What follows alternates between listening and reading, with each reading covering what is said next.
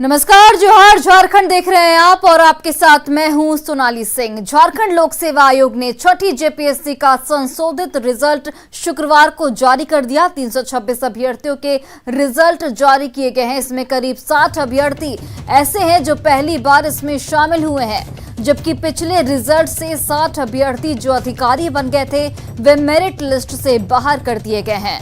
अब उनकी सेवा समाप्त करने के लिए जेपीएससी कार्मिक विभाग को अनुशंसा करेगा, जिसके बाद उन्हें सेवा से हटाया जाएगा। आयोग ने हाईकोर्ट के निर्देश के बाद छठी जेपीएससी का संशोधित रिजल्ट जारी किया है। दरअसल छठी सिविल सेवा रिजल्ट के आधार पर 326 अभ्यर्थियों की नियुक्ति हुई थी, जिसमें गड़बड़ी का आरोप लगाया गया था। मामले की सुनवाई के बाद हाईकोर्ट की सिंगल बेंच ने नियुक्तियों को यह कहते हुए अवैध करार दिया था कि विज्ञापन की शर्तों का उल्लंघन किया गया है।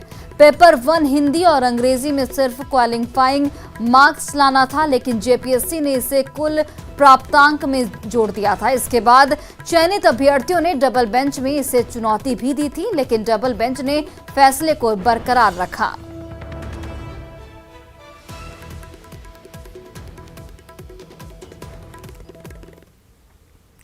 झारखंड बजट में स्वास्थ्य सेवा के साथ ही सड़कों की स्थिति सुधार पर खासा जोर दिया गया है, लेकिन इसके बावजूद भी स्वास्थ्य सेवा के साथ ही सड़क की सुविधा बेपटरी ही दिख रही है। गुमला के डुमरी प्रखंड से जो तस्वीर सामने आई है वो इसकी पुष्टि करती है। डुमरी प्रखंड के मिर्चाई पाट गांव में गर्भवती महिला को जब प्रसव पीड़ा हुई तो परिजनों ने एम्बुलेंस के लिए झारखंड हेल्पलाइन को फोन किया, लेकिन उस गांव में सड़क नहीं होने का हवाला देते हुए हेल्पलाइन ने एम्बुलेंस भेजने में असमर्थता जाहिर की। इसके बाद छत्तीसगढ़ की सीमा पर बसे इस गांव के लोगों ने छत्तीसगढ़ सरकार के हेल्पलाइन को कॉल किया, जिसके बाद वहां से मदद मिली और एम्बुलेंस मौके पर पहुंची।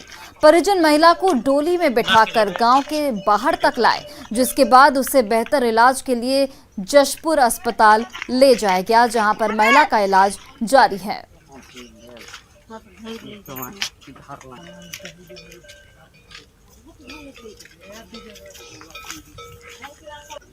और ये दो तस्वीरें आपकी टीवी स्क्रीन पर देखिए, जहां पर जो प्रसूता महिला थी उसे प्रसव की पीड़ा हुई, लेकिन सड़क की सुविधा नहीं होने की वजह से अस्पताल वालों ने एम्बुलेंस भेजने से इनकार कर दिया। उसके बाद छत्तीसगढ़ के जशपुर में अभी फिलहाल महिला का इलाज जारी है और छत्तीसगढ़ सरकार से मदद दी गई।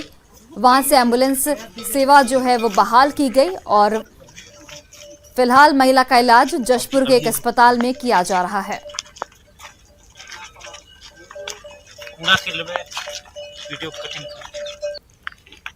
हुआ है, ये बहुत ही दर्दनाक और बहुत ही खराब है और इसमें हम लोग अपने स्तर से ये जगह को तो चिन्हित करते हुए यहाँ पर प्रस्ताव भेजेंगे हैं। इसके अलावा भी हम लोग और भी ऐसे बहुत जगह हों जहाँ पर इस तरह की घटनाएं और ना हो, जो बहुत क्रिटिकल है, उस तरह के चीज़ों को हम लोग अटैच करेंगे।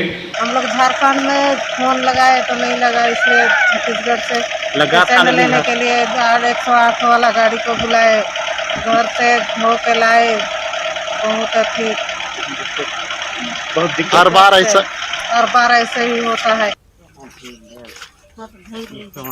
तो देखिए, आप इन तस्वीरों को देखकर समझ सकते हैं कि किस तरीके की स्थिति है झारखंड में सड़कों की, कि एक महिला को अस्पताल जाना होता है लेकिन सड़क नहीं होने की वजह से एम्बुलेंस नहीं पहुंच पाती। और देखिए, इस पूरे मामले को लेकर न्यूज़ 18 लगातार सवाल खड़े कर रहा है। सवाल उठता है कि मिर्चाई पाट गांव तक आखिर सड़क क्यों नहीं बनी। सवाल ये भी कि कॉल करने पर हेल्पलाइन से मदद क्यों नहीं मिली, और सवाल ये कि सड़क नहीं होने का हेल्पलाइन ने आखिर बहाना क्यों बनाया। जब अगर छत्तीसगढ़ से गाड़ी आ सकती है तो जिले से आखिर गाड़ी क्यों नहीं आ सकती। ये सबसे महत्वपूर्ण और सबसे अहम सवाल है। मदद से इनकार करने वालों पर कार्रवाई कब तक की जाएगी, और सवाल ये कि पिछड़े इलाकों में कब सुधरेगी सड़क और स्वास्थ्य की सेवा। तो ये तमाम सवाल इस पूरे मामले को लेकर लगातार खड़े हो रहे हैं।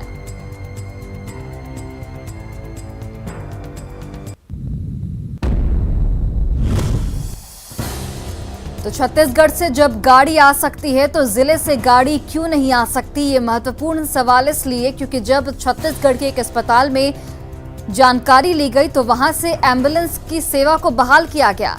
लेकिन सवाल ये कि जब गुमला के अस्पताल में इसके लिए पूछताछ की गई, एम्बुलेंस भिजवाने के लिए बोला गया, तो वहां के एम्बुलेंस जो अस्पताल प्रबंधन है वहां से ये जवाब आया कि सड़क की स्थिति ठीक नहीं है, इसलिए एम्बुलेंस भेज नहीं सकते। तो ये गंभीर सवाल है कि आखिर झारखंड में सड़क और स्वास्थ्य की सेवा कब तक ठीक हो पाएगी। प्रतिबंधित संगठन भाकपा माओवादी के सेंट्रल कमेटी सदस्य और eastern regional bureau Arun Kumar Bhattacharya उर्फ कंचन दा को असम के गुवाहाटी से गिरफ्तार किया गया। कंचन दा 2004 तक MCC special area committee member रहे। इसके बाद उन्हें सेंट्रल कमेटी मेंबर बनाया गया था। पुलिस के अनुसार असम और नॉर्थ ईस्ट एरिया में माओवादी संगठन विस्तार के लिए सेंट्रल रीजनल ब्यूरो ने फंड उपलब्ध कराया था। वहां उसे संगठन विस्तार की जवाबदेही दी गई थी। उसकी गिरफ्तारी में आईबी और झारखंड पुलिस ने अहम भूमिका निभाई।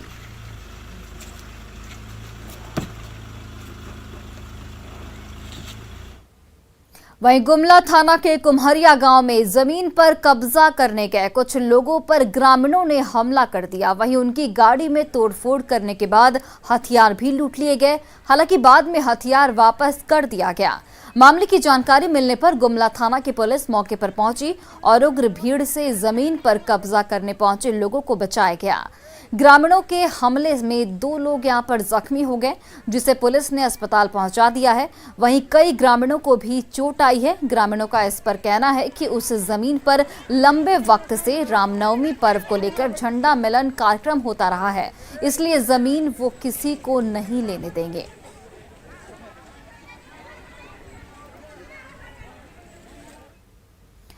और खबर रामगढ़ से, जहां गोला प्रखंड में युवती के साथ सामूहिक दुष्कर्म की वारदात के बाद हत्या का मामला सामने आया है।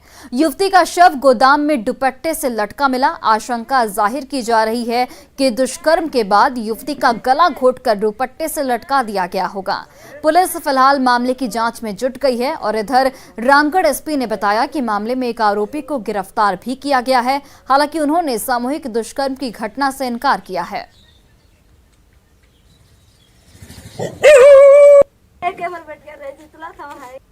ये सामने आ रही है, ये सामूहिक दुष्कर्म का मामला प्रतीत नहीं हो रहा है। इसमें एक व्यक्ति की संलिप्तता नजर आ रही है, उनको गिरफ्तार कर लिया गया है और डिटेल पूछताछ की जा रही है। इसके बाद अगर और किसी की संलिप्तता आएगी तो डेफिनेटली उस पर कार्रवाई की जाएगी।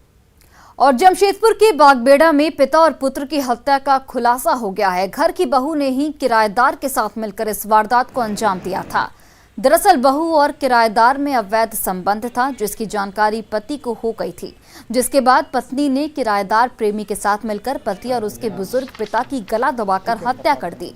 पुलिस ने 10 घंटे के भीतर सनसनीखेज खुलासा करते हुए राजू की पत्नी और उसके प्रेमी को गिरफ्तार कर लिया है और फिलहाल पुलिस उन दोनों से पूछताछ में जुटी हुई है।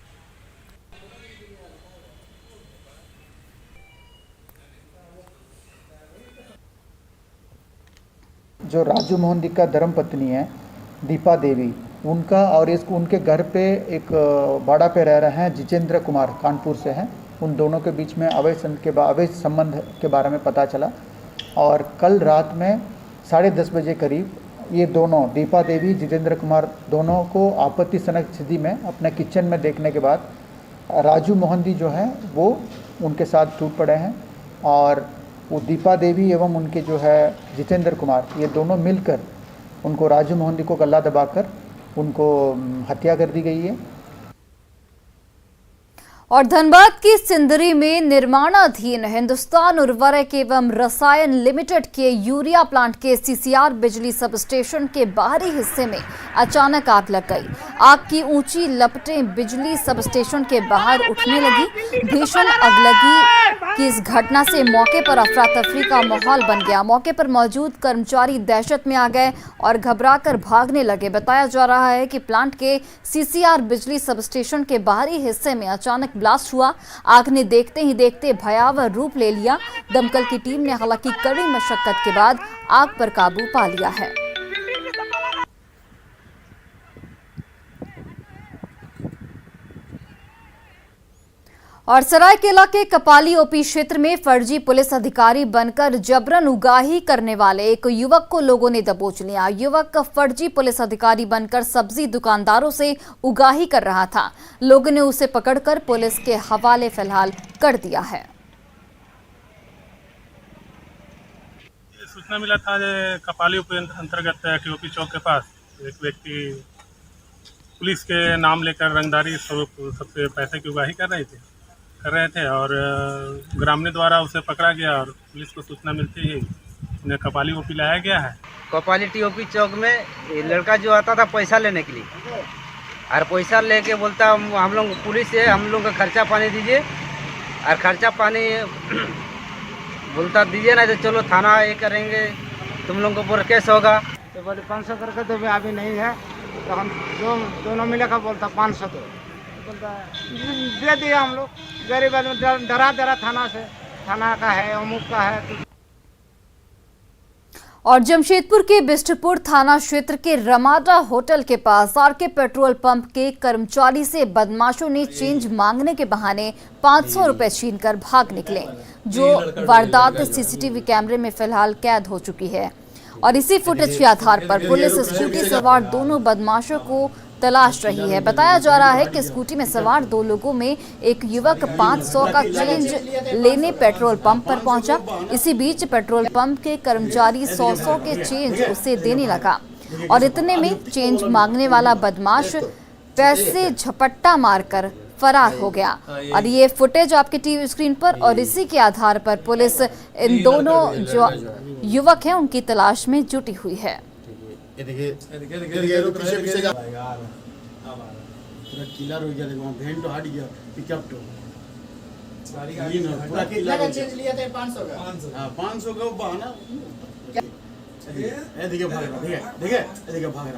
बजट सत्र में महिला बाल विकास एवं सामाजिक सुरक्षा, अनुसूचित जाति जनजाति, अल्पसंख्यक एवं पिछड़ा कल्याण विभाग का अनुदान मांग चर्चा के बाद पास हो गया।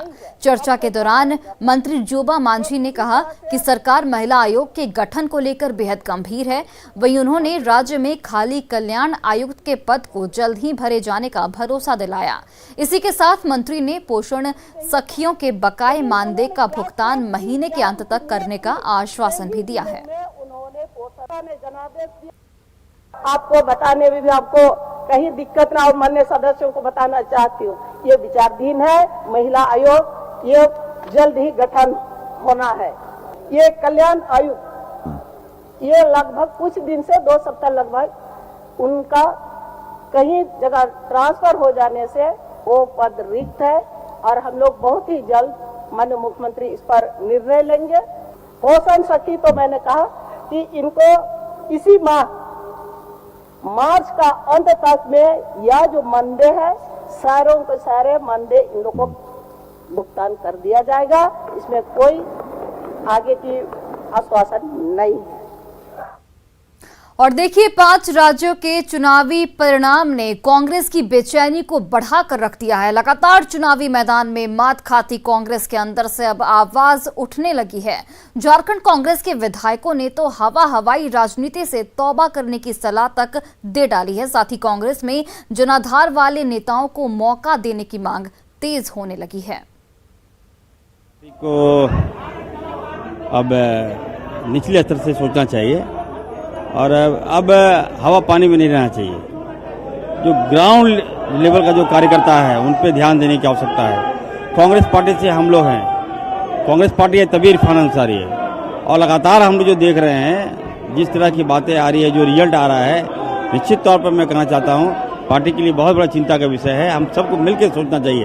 पार्टी के अगर हितैषी हैं तो निश्चित तौर पर आगे आकर वैसे लोगों को आगे लाना चाहिए जिनके पास जनाधार है, जो आपको जिता के लाए। काम करना है जनता के लिए, फिर आएंगे। अब 1977 का देख लीजिए आप, कांग्रेस चली गई थी, आई कि नहीं आई 1980 में। इस तरह से जनतंत्र में होता रहता है। हमारे जहां तक हमारी पार्टी का सवाल है, हम लोग हिम्मत नहीं हारेंगे, हम लोग जनता के साथ रहेंगे। उत्तर प्रदेश में जो हमारा प्रेफरेंस रहा वो 0 के बराबर ही है। इस पर हम लोग चिंतन कर रहे हैं और हार जीत तो होती रहती है। आपने देखा नहीं 1984 में क्या था मित्र, भारतीय जनता पार्टी के 2-3 सीट थी दिल्ली में। इन लोगों तो राम नाम के नाम पर बैतरनी इन लोग के पार हो रहा है, काम तो करना नहीं है। और बोर्ड परीक्षा शेड्यूल का इंतजार कर रहे सीबीएसई के छात्रों का इंतजार अब खत्म हो चुका है। सीबीएसई ने टर्म 2 की परीक्षा का शेड्यूल जारी कर दिया है। मैट्रिक और इंटर की परीक्षा 26 अप्रैल से शुरू हो रही है। सीबीएसई बोर्ड ने दूसरे टर्म की परीक्षा के लिए डेट शीट जो है वो जारी करते हुए 2 परीक्षाओं के बीच काफी अंतर दिया है। कोविड महामारी की वजह से छात्रों को परीक्षा की तैयारी के लिए ये समय दिया गया है। अधिक जानकारी दे रही हैं रांची से हमारी सहयोगी कोमल बहल। सीबीएसई ने मैट्रिक और इंटर की टर्म 2 की परीक्षाओं का शेड्यूल जारी कर दिया है। जारी शेड्यूल के अनुसार 26 अप्रैल से 10वीं की बोर्ड की परीक्षा शुरू होगी जो 24 मई तक चलेगी। वहीं 26 अप्रैल से 12वीं की बोर्ड की परीक्षा शुरू होगी जो 15 जून तक चलेगी।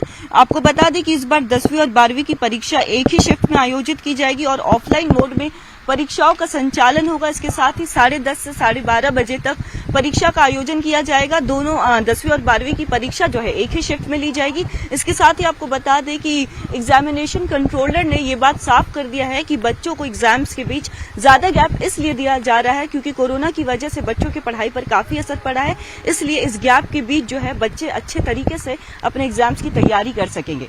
कैमरा पर्सन संत के साथ कोमल बहल, न्यूज 18 रांची। पाकुड़ के लिट्टीपाड़ा प्रखंड के हाई स्कूल में शिक्षक को विदाई देते वक्त छात्राएं भावुक हो गईं। छात्राएं बिलख बिलख कर रोती दिखाई दी। सुभाष यादव वीआरएस लेकर विदा हो रहे थे। शिक्षक सुभाष यादव के प्रयास से ये स्कूल झारखंड में नजीर बन चुका है। स्कूल में निजी स्कूलों की तरह हर सुख सुविधा मौजूद है और इस स्कूल में 300 से ज्यादा बच्चे फिलहाल नामांकित हैं, जिनमें कई बच्चे फराटेदार अंग्रेजी बोलते हैं।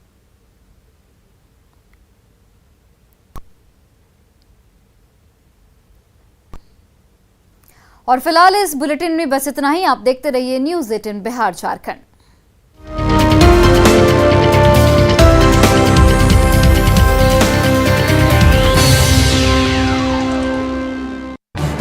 इस न्यूज हेडलाइंस के प्रायोजक पेट सफा